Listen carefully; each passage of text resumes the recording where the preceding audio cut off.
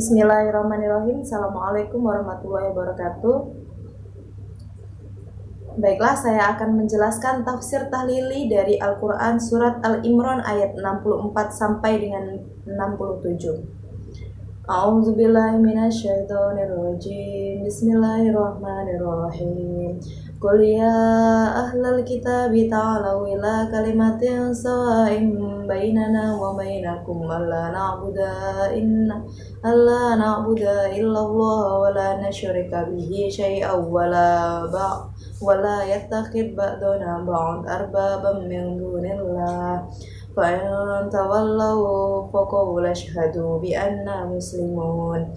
Yang artinya, katakanlah Muhammad, wahai ahli kitab, marilah kita menuju kepada satu kalimat yang sama antara kami dan kamu, bahwa kita tidak menyembah selain Allah dan tidak pernah mempersekutukannya dengan sesuatu apapun, dan bahwa kita tidak menjadikan satu sama lain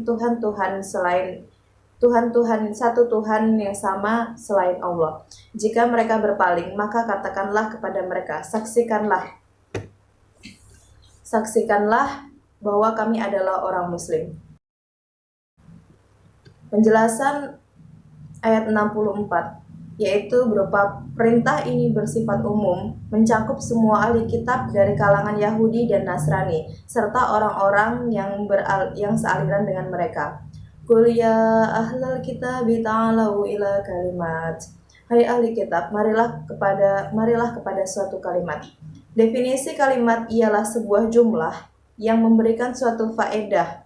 Demikian pula yang dimaksud dengan kalimat dalam ayat ini. Kemudian kalimat tersebut diperjelas pengertiannya oleh firman selanjutnya, yaitu sawa'im bainana wa bainakum, yang tidak ada perselisihan di antara kami dan kalian, yakni kalimat pengadil, pertengahan dan tidak ada perselisihan di antara kami dan kalian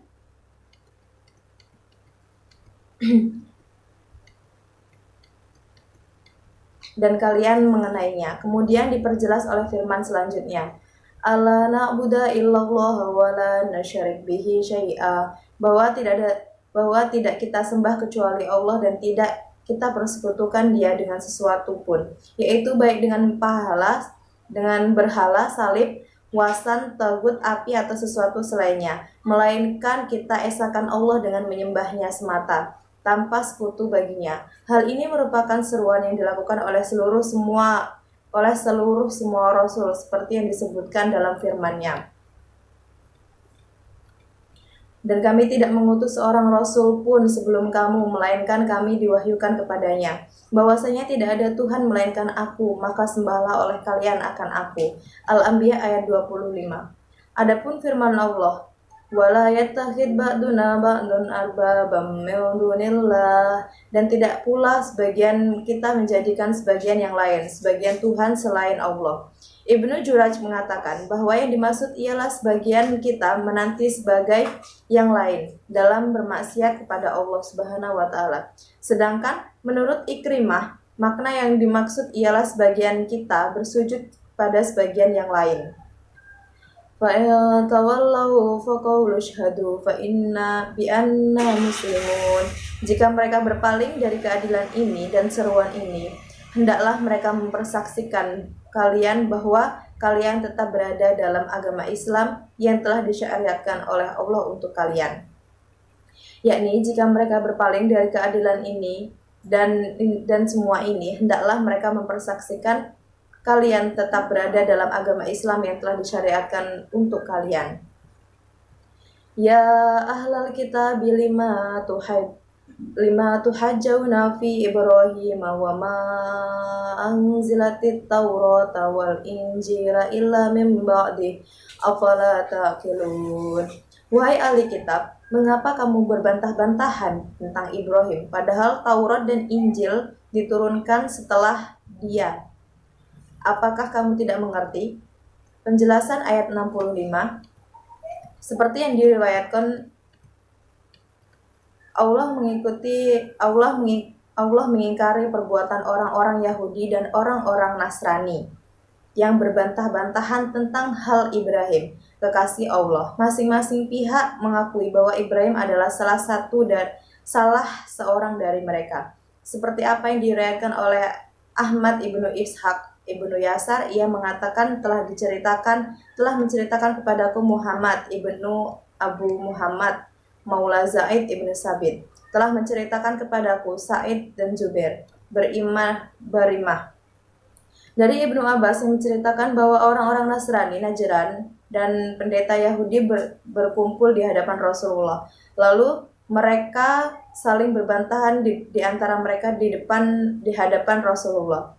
Para pendeta Yahudi berkata bahwa Ibrahim itu tiada lain adalah Yahudi. Sedangkan orang-orang Nasrani itu berkata bahwa Ibrahim adalah seorang Nasrani. Maka Allah menurunkan firman-Nya, "Hai ahli kitab, mengapa kalian berbantah-bantahan hal mengenai Ibrahim hingga akhir hayat?" Yakni, mengapa kalian mengakui, hai orang-orang Yahudi, bahwa dia, Nabi Ibrahim, adalah seorang Yahudi pada masa Nabi Ibrahim jauh sebelum Allah menurunkan kitab Taurat kepada Nabi Musa. Bagaimana pula kalian, hai orang-orang Nasrani, mengakui bahwa ia adalah seorang Nasrani? Padahal Nasrani baru ada jauh sesudah Nabi Ibrahim dan jarak zaman yang jauh ketika itu. Karena itulah dalam akhir ayat disebutkan, apakah kalian tidak berpikir? Ha antum haula'i hajastum fi malakum bihi ilma falimata hajjuna fi ma laysa lakum bihi ilma wallaha ya'lamu wa antum la ta'lamun. Begitulah kamu berbantah-bantahan tentang apa yang kamu ketahui.